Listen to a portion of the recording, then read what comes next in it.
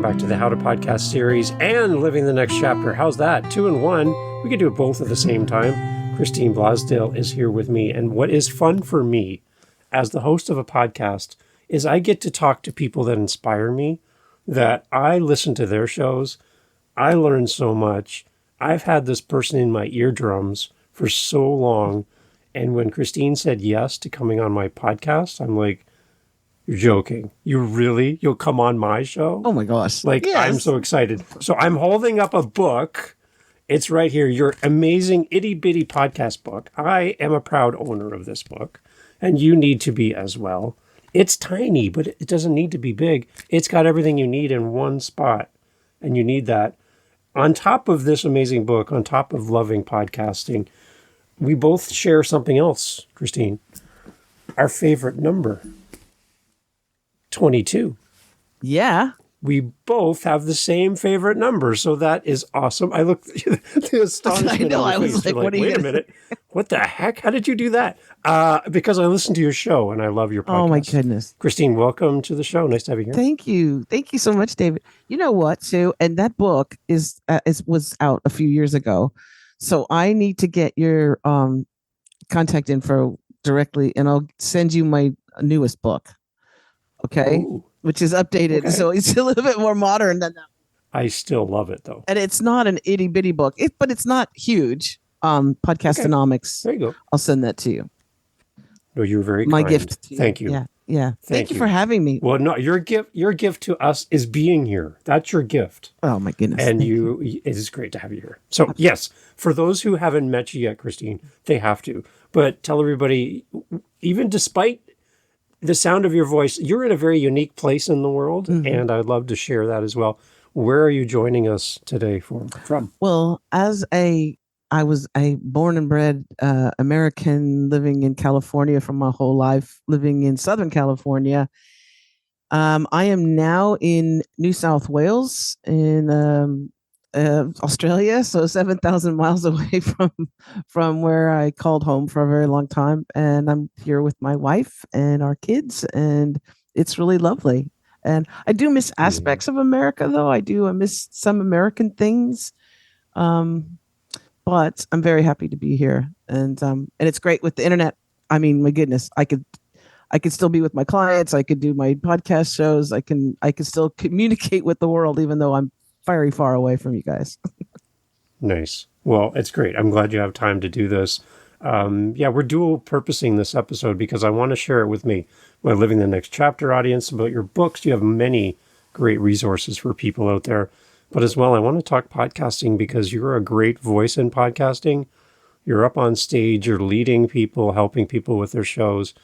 I just have a lot of respect for you and how much you give to the community, and to be able to feature you here on the podcast is a joy for me. So again, as a listener of your podcast, I just love the fact that we have a chance to talk. So I'm ready to dive in. Beautiful. And talk podcasting. So tell me a little bit about your podcast journey, the early days of it. I know you've done a lot in radio and reporting and interviewing people, but the podcast part, when did that actually kick in for you?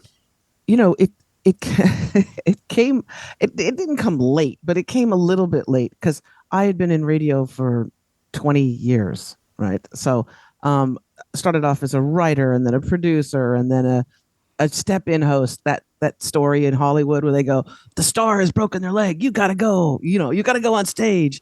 It was that kind of thing. You gotta go on the mic. And as soon as I went to that studio and the on-air light went on and I started speaking into a microphone with headphones on, cans, as they say. I just fell in love with it. I just fell madly in love with the art of the interview and the art of audio and all of that great stuff. And so I sort of, I already had my foot in the door, so to speak, with hosting and doing interview style programming and all that good stuff. But one thing about radio, terrestrial radio, even though it was in Los Angeles, it was a very large audience. Everybody's stuck in traffic, so you'd have a lot of people listening. But what it is that you can have a great, I interviewed Ralph Nader one time, and it was such a good interview, and I really admired him, right? Because think Ralph Nader why we have like seat belts and like, airbags in our car, right? I mean, so I was a really huge just a fan of his, and so I did interviews like with him and Wangari Maathai, who Wangari Maathai was a Peace Prize winner, and I was all these great programs and interviews. If you heard them in that moment, it was great.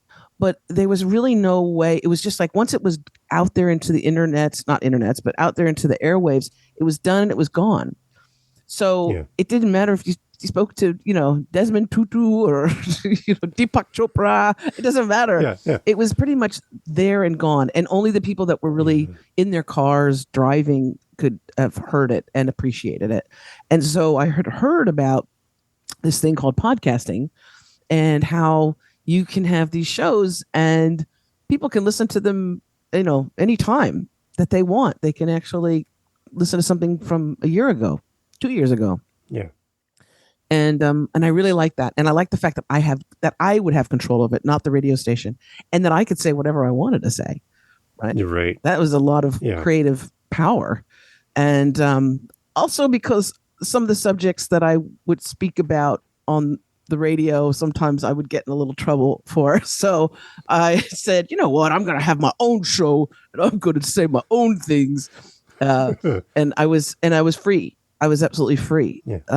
So that's how I started. That's how I got into it. I think it's been, I don't know the exact day, but I think it's been 8 or 9 years or something like that. I have to go back to the archives and see. And in the beginning, it was horrible. It was my equipment was horrible. I think I had done my first interview through Skype, and it was and I had a speaker and I did have a microphone, but I had a speaker, and so I would ask a question, and then I would kind of angle the microphone towards the speaker and have it was really bad, really, really bad. But it got me going, and the rest is history. What I love about your amazing itty bitty podcast book is you bring out other reasons to fall in love with podcasting beyond what's normally touted as the main reasons to podcast. And I love your connection with like helping small, profits and organizations that are trying to raise money, charities. There's a lot of that in the book. I can tell that's important to you. I'm curious as to why it's so important to you to take your podcast and shine a light on other organizations that maybe don't get attention. Why is it so important? Oh, because exactly like you said, they're not getting attention. You're right. A lot of I worked for a nonprofit radio station, radio network, nonprofit, community sponsored, and the community that was sponsoring it were not the Rockefellers. We're talking peaceniks and peace, love, and all that stuff, and really working class, the poor, the people who want peace. So a lot of enthusiasm, but not a lot of money. And with the nonprofit, you have to have that funding. And so my whole thing was to make sure that we were bringing awareness of not only the great work that a lot of nonprofits do that's so important, it's not being done, but the work that they do, but also ways to help them get funding. And that's why I also think podcasting is so important for nonprofit businesses of all stripes, but especially nonprofits. If you're doing something really amazing for the world, people need to know about it, and you need to be able to get that funding in. It's absolutely critical. From your background and the many times that you've been on the mic with guests, can you think about a time when it just solidified for you that this was the right place for you to be in? Like you had a great conversation with someone, something happened, and you're like, yeah, no, this is where I need to be. And this just confirms and reaffirms that I'm in the right spot. Can anything pop in your mind when you think about that? I still think back to those early days of, I was refusing. I didn't want to be on the microphone. I was a producer. So I was in the back, and I was like, I didn't want to be, it's like kind of like, I don't want to be on camera, So I was fine writing and getting ideas for the shows and contacting the guests and writing the script out and all that stuff, and being behind the glass, in the control room. And it was it, w- it was just one of those things where the person that was supposed to be on air wasn't, and I got that opportunity, and I got that opportunity many times, and the response from the audience was so amazing, and the feedback was so great, that the people that were at the station were like, "Oh, this is a good thing. Let's keep her. Let's have her do that." They were like, "Oh, she's a producer and a host. We could get more work out of her." But it was that thing. It was that there's and it's between radio and podcasting. It is the same thing. A lot of times you do not have that audience feedback, so you don't have that immediate. You don't know who's listening to you. And it's the same thing with radio. I could be speaking into a microphone. I know that the listenership, it could be thousands or hundreds of thousands of people, but you never know who's exactly listening to you. And if they agree with you or if they don't agree with you, or they're like, "Shut up, lady," driving in their car. But with same thing with podcasts, you don't know who is actually listening to you. And the greatest thing was when I was able to go to a public event and have people come up to me and say, "Oh my gosh, I've been listening to you for years, and you've inspired me, you've helped me, you've motivated me. You're just, all that feedback is really important." And a lot of times, especially podcasters, we don't get that feedback that often.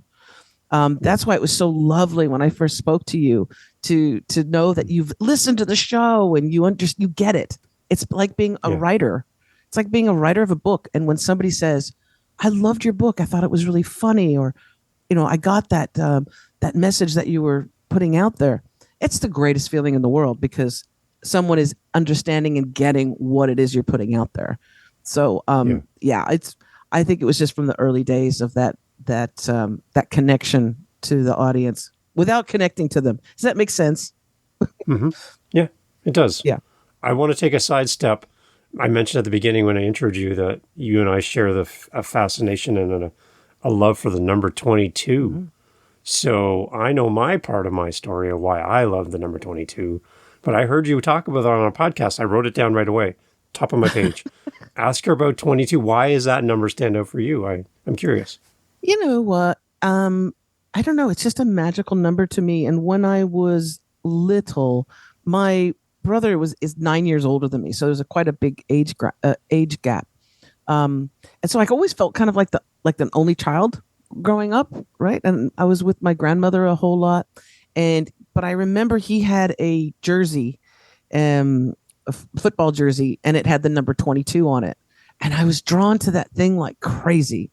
Like I don't know why. I just thought it was magical. And so growing up, whenever I was in sports or, anytime I had the opportunity to wear number 22, I did that. And then I've got a tattoo on my arm of 22 as well, because I just see. Yeah, I don't know. I don't even know why. What's your story with 22? See, there you go. That was a year of change for me when I was 22. It's kind of a Taylor Swift thing, I guess. I don't know. But anyways, for me, it's like when I met my partner, I graduated from school, a lot of life change, a lot of monumental moments in that 1 year that redirected and focused my future. Wow. And brought great people into my life. And it just all seemed to happen in that 1 year. And so for me, 22 is just the number. Same as you. I can't escape it. Yeah. So when you said it, I'm like, oh my gosh, there's someone else like me out there. And talk about connecting with your audience, right? Yeah. Like for you, it was maybe kind of a little throwaway comment in your podcast, but it resonated with me. Yeah. And connected me to you. And I think that's another power of podcasting, is that we can make a connection with somebody. And it might seem trivial in the moment to say like, "Oh, I like the number 22," and off we go on to the next topic. But there's someone that perks up and goes, "Hang on, wait a minute. Yeah. That's me." So when I listen to you on the show, it's like, Christine, I hear myself in you. I identify with you. You're my voice when I don't have one. And I'm cheering you on because you're saying the things I want to say as a listener. Right. And it's amazing that bond that you get. between a listener and a host? What does that mean to you to have that bond? It is a very intimate art form. Yeah. And I remember from one reason why I love audio, and I do vodcast too. I do the video versions of the podcast, like we're doing right as well. So I do that, and that's great because people can see you and they can look in your eyes and they can go, okay.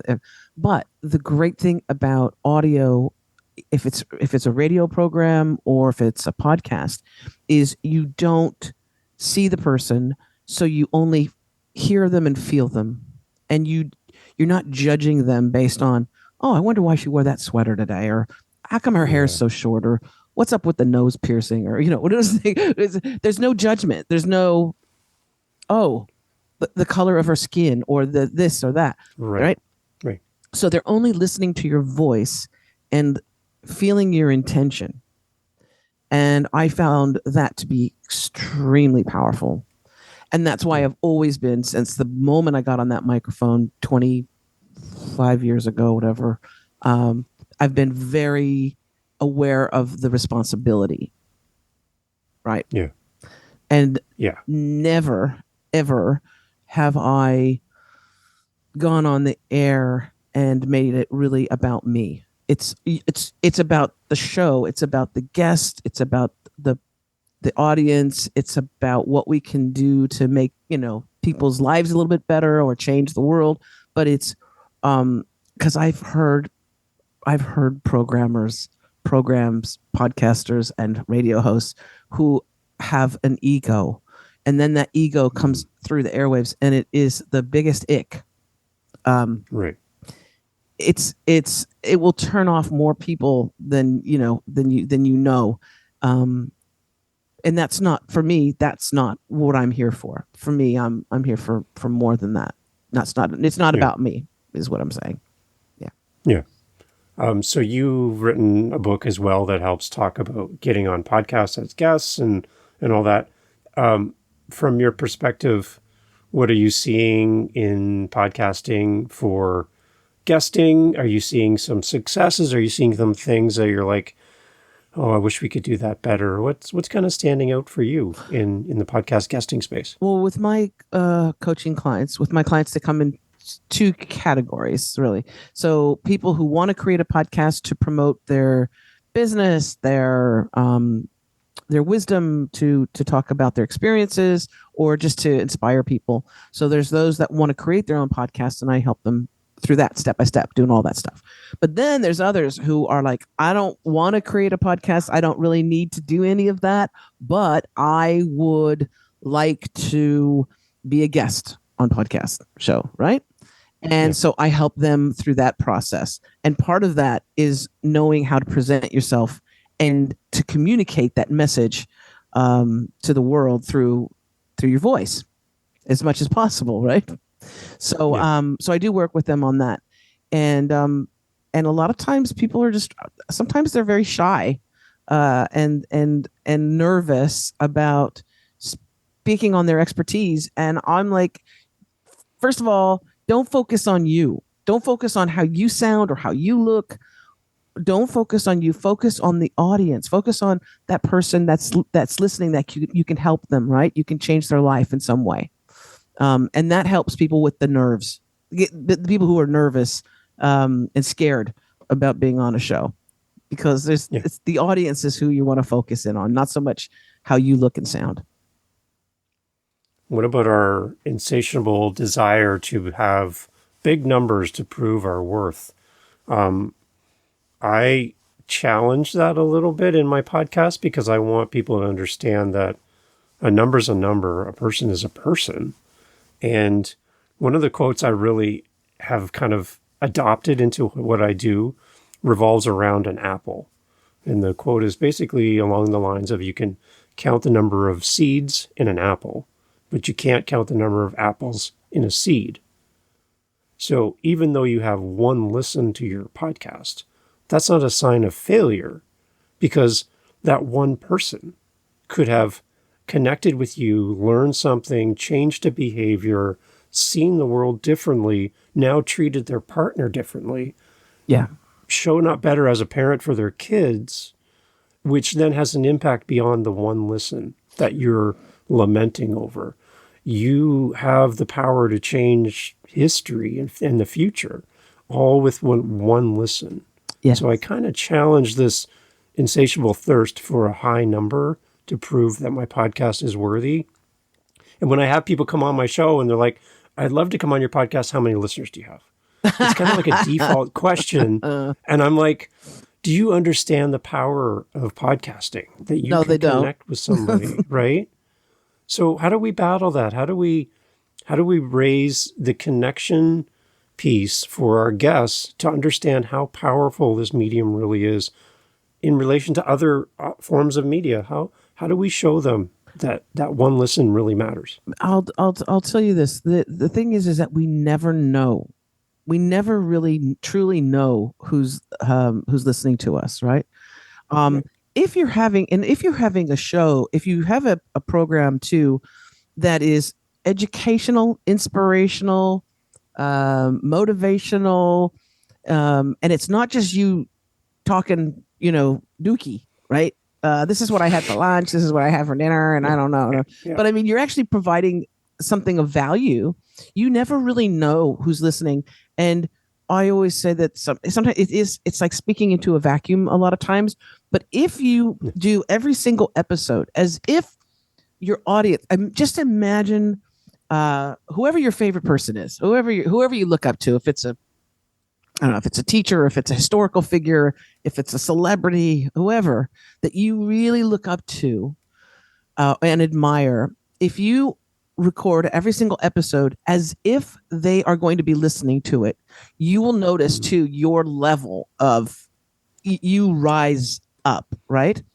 And the reason why I say this is because before I was even in radio, I was a writer and I wrote for America Online. I was one of the lucky ones in the very, very, very, very beginning to have a column, and it was a daily column, and it was an entertainment column, and I wrote through a cartoon character. Right. It wasn't Christine Blosdale. It was Beatbox Betty. And Beatbox Betty was this vampy, hedda hopper, martini toting, kooky lady who was funny, who was really funny and honest. Right. And so I wrote through this cartoon character for about a year and a half. And AOL loved it because it was a very popular column, right? It was like one of the most popular columns. So they were like, yay, okay, go, Christine, keep giving us your stuff. Keep giving us your stuff. And one day I was, I never knew how I was really doing with AOL audience, really, other than the numbers. And one time I was out at dinner with a friend, and sitting at a table was Lily Tomlin and Jane Wagner. And Lily Tomlin is like I think she's amazing. Yeah. And so my friend was like, go over there and say something. Go over and say hi. Introduce yourself. I was like, oh, I don't want to be that person. Right. While they're in mid bite to go over there. And they just kept egging me on. And I said, oh, okay. I hate doing this. And I sheepishly walked up to the table. I said, hi, Lily. Hi, Jane. I just want to say you're amazing. You're amazing, and I really appreciate you. And I made sure I really looked at Jane too, because everybody looks at Lily. Nobody knows that Jane is like the writer. Like she's brilliant, right? And they said, thank you. What's your name? And I said, well, it's Christine, but I also go by the name of Beatbox Betty. And they put down their forks and they looked at me, and Lily looked at Jane, and Jane looked at Lily, and I think it was Jane said, Beatbox Betty. And then Lily goes, we think you're so funny. Oh my gosh, it's so nice to meet you. We think you're so funny. And I thought I was being punked. Like, where's the cameras? Like, are you cruel girls? What kind of horrible game is this? No, but they had been reading the columns, right? And I did not know that. In my little dingy apartment in Los Angeles, in the middle of the night, because the deadline was like super early in the morning. But you don't know. So you never, ever know. But when you write content or your blogs or you're doing a podcast or you're doing videos or whatever. And if you put that in your mind that you don't really know, but it could be somebody that is really magical in your life and somebody that later on, I actually got to talk to Lily and got to meet her, brought her into the radio station, and she's a lovely, lovely lady. Wow. And worked with her a little bit, but you just never know. And that's the thing. So the problem with beginner podcasters, the issue is that like 90% stop after the first like 7 episodes. Yeah. Like, so they're excited. It's like having a new puppy. They're excited about the puppy. Yeah. We're going to love the puppy. We're going to take lots of pictures with the puppy. And then as the puppy turns into a dog, then it's like, well, I'm not going to walk that dog. I'm busy. I got things to do. What is the dog doing for me? How many people are looking at my dog? Right. I don't make any money walking my dog. Yeah. I don't make any money walking my dog. But 7 episodes. And that's not enough. That's not enough to get out there. It's just, that's sad that so many people stop after 7. But, yeah, and you have to be passionate about it. You have to be passionate about wanting to create that content and express yourself, or to have a platform for other people speaking. Yeah, I love it. So talk a little bit more about your author journey. It's one thing to write for a column. It's another thing to write for other people, but now you're really writing for yourself. Your name's on there, and your books are out in the world. What does that mean to you to take your podcast knowledge and everything you've learned over your career and then start writing books? What's that leap like for you? I'm sure you've learned a lot about yourself in the process of writing your books. I'm a creator. I think that's what also the number 22 is. I think there's something about it, about the like the giving tree, right? The creation tree. So I like to, I'll get bored if I just don't do anything. So I like to create, and I'll come up with different ideas on things. But with me, one of my earlier experiences that I had with a publisher wasn't the best, right? And I wasn't super happy about not being able to know what my rankings were or what my royalties were or anything like that. And I'm a control freak. That's why I was a producer for so many years. I like to have control of things. So that's when I started doing self-publishing. And self-publishing was I said, oh my gosh, you mean I can publish my own book and see my stats and become a best-selling author on my own? Like, really? And yes. And it is possible. It's possible for everybody, anybody at this moment in time with technology, that you can become a best-selling author. And so that's been my thing, that's my challenge to myself. I'm like, let me see if I can get there. And with Podcastonomics, the book for beginner podcasters, that is really like all my coaching, the workshops that I've done. I've just put it all together in that, and wanted to have something that people would be inspired, so that they go beyond those 7 episodes. Right. Yeah. So it's something that they can turn to and they can go, oh, that's a great idea. It's to give them ideas on what to do as well. Yeah. So I love that. I love writing. And there's more books that I've got. I tell podcasters too, I say, you're a podcaster, but you can be an author. And all those episodes that you have that are in the tank, they can be used, repurposed and into chapters in a book. You just need to be smart about it and know how to do it. And if you have a guest, you better make sure you have a guest release form. but if you want to use it for future material. But yeah, we're all sitting on tons of best-selling books. It's just fun to do it. It's a challenge. Right. And it's to record it, back to the radio comment, where it goes out into the world and it disappears. Podcasting is evergreen, but we create an episode, we put it out in the world, and then we kind of never reference it again. It's nice to revisit that, use that information and repurpose it, let it have another life beyond the episode itself. Absolutely. I like that. I love that idea. Yeah. And if you think about it too, there's if you over a career of however many years or episodes that you do as a podcaster, there's a lot of different subjects. And if you give it a little bit of forethought, in the beginning, if you give it a little bit of forethought and you say, okay, we're going to focus in on this subject matter, right? Whatever that might be, being a mom to teens, right? Yeah. And have a few of those episodes down, then you have all that content. So you could write a book about being a teen mom, or not a teen mom, being a mom of teens, or a teen mom. And that would do really well as well. But you have all this really great content that you can, definitely repurpose. And just know though that it's not how you speak and do a podcast is different than how you read, how we like to read. So you'll want to go over those transcripts. So don't just copy and paste the transcript and put it into a book, because that's not going to be really good book. It needs to be to read.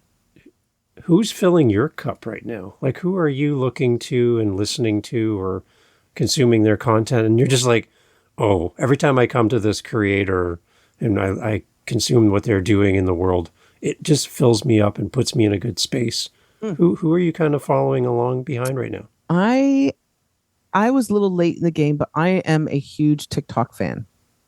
And so good. I get a lot of inspiration and information and I get very inspired through TikTok, because I think there's some really creative people there. So I will go in there, and also I'll create my own content. I'll create some videos. Some are related to podcasting. A lot of them are not. A lot of them are just like a day in the life type thing, silly, goofy stuff that I do. And me and my wife and our adventures and things like that. But I like it because it's an equalizer. And, just like a podcast, with TikTok, all you need is your phone. Yeah. And there are some really creative people out there, and there's some very brave folks as well. There's some silly things going on there as well. Yeah. But the algorithm is such that once you start, that's why I just tell people, I said, be careful when you're using TikTok, like where you stop and land and watch, because then that's what you're going to be fed, right? Yeah. So if you stop and watch a cute little kitty video of the cat, you're going to be inundated with cat videos. Yeah. Yeah. But yeah, no, TikTok is I love it. I do. I'm addicted to it. Yeah. I've been listening to Mel Robbins' podcast, and one thing I like about what she does, when she has a guest on her show, she'll ask a question, the guest will answer it, and then she'll pause the guest, and she'll turn to you, the listener, and kind of recap the last answer, speak to you in the moment about what just happened and what was just said. And the guest is kind of like on pause, and she's talking to me as a listener. Like, she brought me into the conversation, and I'm like, what a great moment to feel like I matter in this conversation, even though I wasn't there during the recording. It's a really interesting way of doing that. And then she comes back to the guest, and it's just like, she talked to me. I think that's one thing maybe as podcasters we can probably do more of and kind of be conscious of, is there's a listener that's going to hear this. Yes. A week from now, a year from now, 5 years from now, they're going to hear us having this conversation. And how do we bring them in so that they're actually part of what we're saying, and talk to them as if they're actually in the room? So one of my advice that I give to guests is, when you come on my show, I'm going to ask you a question about how you wrote the book or how you did the thing. And the person that's listening is at the beginning stages, and they would love to learn from you. So instead of talking through me to them, Dave, I would say to your listener, instead just talk to them because they're here. I'm going to go sit with the audience and listen to the answer. Yes. But they're right here, so let's talk to them. Yes. Address them. And That's I beautiful. just love that bond again, right? Yeah. That we can have with our listeners. You can't duplicate that in radio because it's kind of very transactional. It's very, you're jumping in halfway through a conversation, you kind of miss the beginning. Podcasting always starts at the start, and you bring people along in the conversation from the beginning. And I think that's an advantage that we can leverage as podcasters. Absolutely. And it's your show. So it's, that's the beautiful thing. Whereas on a radio show, you've got a clock. It's like when they say take a break, they're like, take a break. You got to take a break and you got to wrap it up. And if you're having a great conversation with somebody with your own podcast show too, you can go into depth. One of the things that I think that a mistake that some beginner podcasters make is the idea that they need to fill. Yeah. Right? They need to fill. There can't be any dead space, dead air. And that's simply not true. That some of the most magical moments can be captured with that pause, with that moment of thought, or when someone says something that's really powerful, that you don't just jump right back in, that you actually go, whoa, whoa, what did you just say? Those moments I think are really magical. And I love Mel. Mel Robbins is a great example. People should listen to her and watch her as well. Yeah, she's awesome. Yes. I had someone on my author podcast, and they wrote a book about their traumatic brain injury. And one of the things they're dealing with post-traumatic brain injury is that they have to think about their answers. So they don't think in complete sentences all the time, and they actually have to stop, refocus, and then answer the question again. And I knew that up ahead of time because we had a pre-interview chat. And I asked a question of my guest, and they started their answer, and then they paused. You could count 1, 2, 3, and then they're back. Now, I can throw my podcast through one of those tools that will erase all those blank spaces and make my podcast concise and, get rid of all that dead space.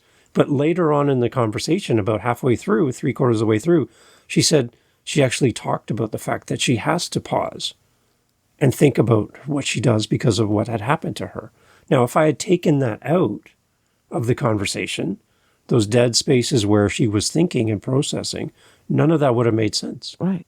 Because I would have removed all that. And as she listened back to it, it wouldn't have been who she is. Right. Exactly. And that would have been true to her. Right. So just think about what you're doing, and maybe in your editing processes and all the things you do.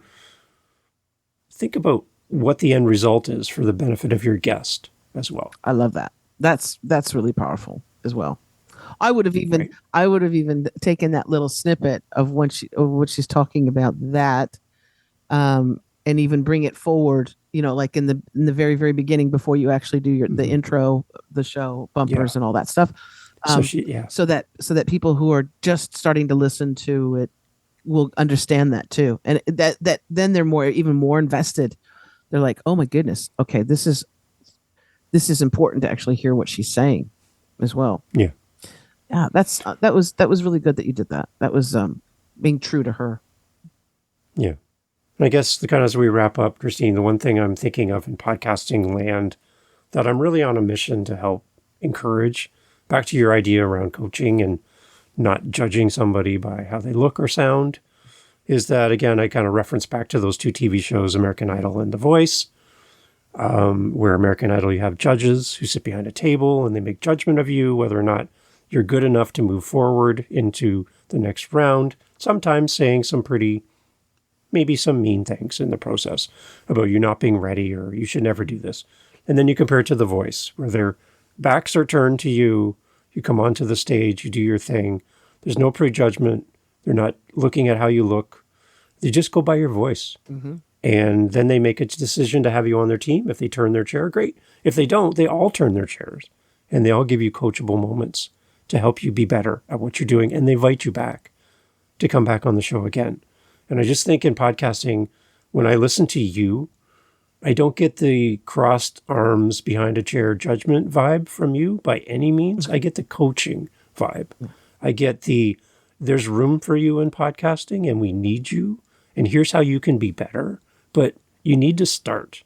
And if you don't start, you'll never improve. So I get that from you. Every time I listen to your show, read your books, you're just there to serve and coach people. How can we reduce the amount of gatekeepers in podcasting that kind of stand in the way of new podcasters and say, you have to do it this way or you're doing it wrong. I just want to open the doors. There's so many people with so many great stories that we need their voice in podcasting. And just because you don't fit their example of what podcasting is, does not mean there's not a space for you. I'm trying to break that down. Less judgment, more coaching, more support. Yeah. And again, having you on this show today is a win for me because I really do admire what you do in podcasting. So talk to us. How do we reduce the judgment and increase the coaching and the acceptance in podcasting? Well, first of all, don't listen to those people. Mm-hmm.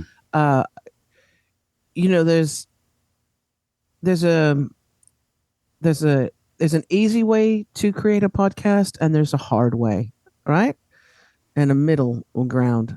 What I always tell people is you don't need to have the most expensive equipment. You don't need to have the fancy latest this or that.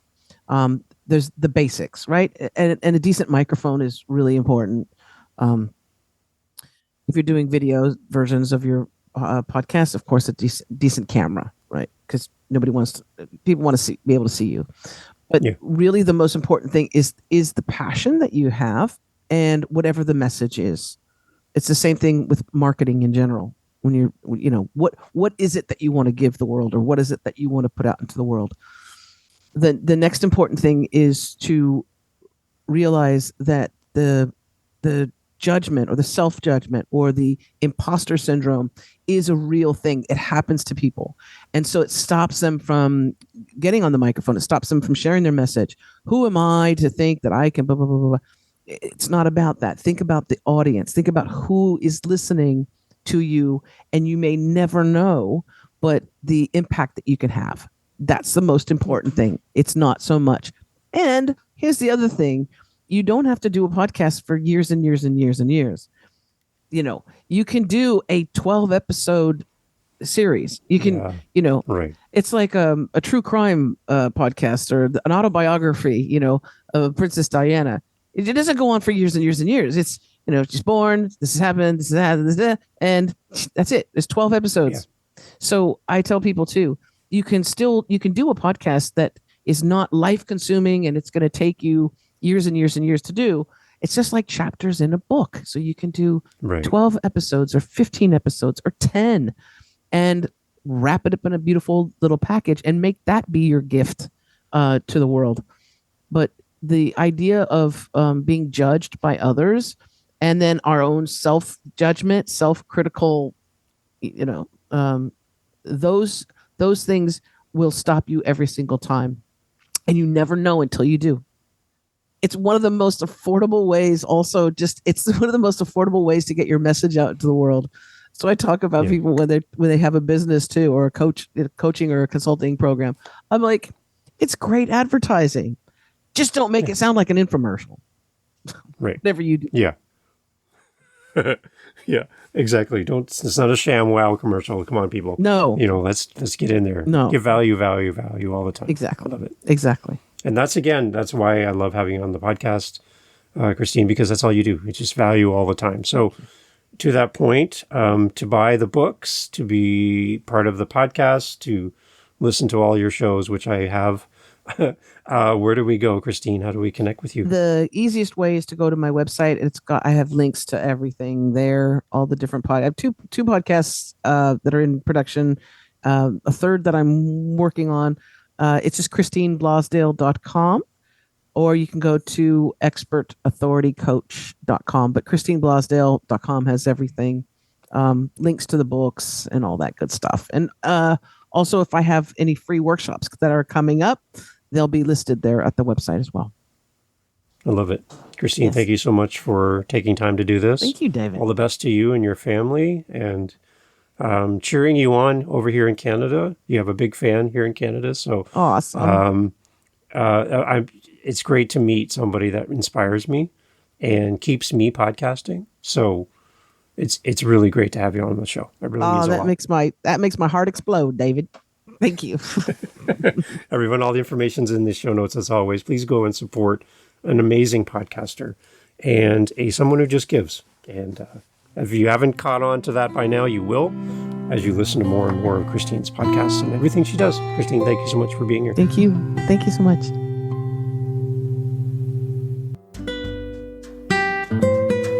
Hey, thanks for being here on the How to Podcast series. Glad to have you on the show with us, listening in. I hope they're finding value in the podcast. I hope they're finding something that helps you with your show, helps you with the tools and the information from these amazing guest co-hosts through our daily Daves and these solo episodes. The variety of what we're doing here on the podcast is all designed for you so that you can get the tools you need to create your podcast and keep going with your show. That's why we're here. That's why I'm doing this. And I'm glad you're here finding value in this. If you would like to do a little bit more than just be a listener, if you want to do community with podcasters, we have a thing called our Meetup on meetup.com. You can come find us, and there'll be a link on our website at howtopodcast.ca, and you can come and join in on our Meetup.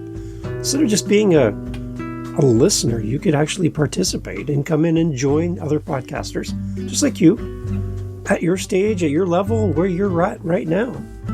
And then other podcasters who are maybe a little further down the road, who can learn from you and you can learn from them. And we host these meetups on a regular basis. Again, go to howtopodcast.ca and you'll find all the information there. We'd love for you to come join us at our next meetup. The only thing we need at our next meetup is you. You're the only thing missing from all of this. So consider joining our meetups. Again, they're totally free on a regular basis, all through howtopodcast.ca.